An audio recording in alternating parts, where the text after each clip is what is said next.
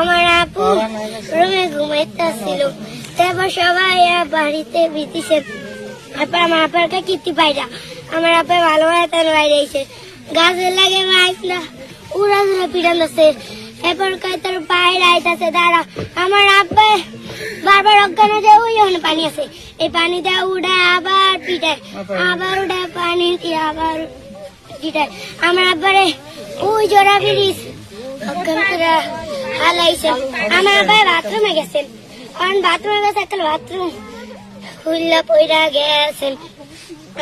আমার আবার কয় কি শেষ রেখে মেয়েটা আনলো, এককালে প্যান ধরে উস্কে হালাইছে, একবারে সাইডা দিছে। আমার আব্বার মাথায় আঘাত খাইছে, এখানেই আমার আব্বা আমার আব্বার আডুরে আব্বার খাইয়া হালাইছে। আমার এতিম করছে, এর বিচার চাই স্যার, বিচার চাই।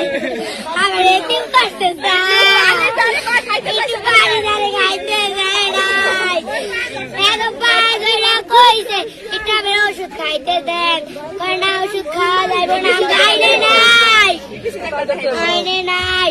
আমি পা ধরছি, আমার লাইটটা হালা দেয়, আমার আবার একটা থাবুরো দিছে গাল পা তাই আমার আবারে আমি কান পাশাই।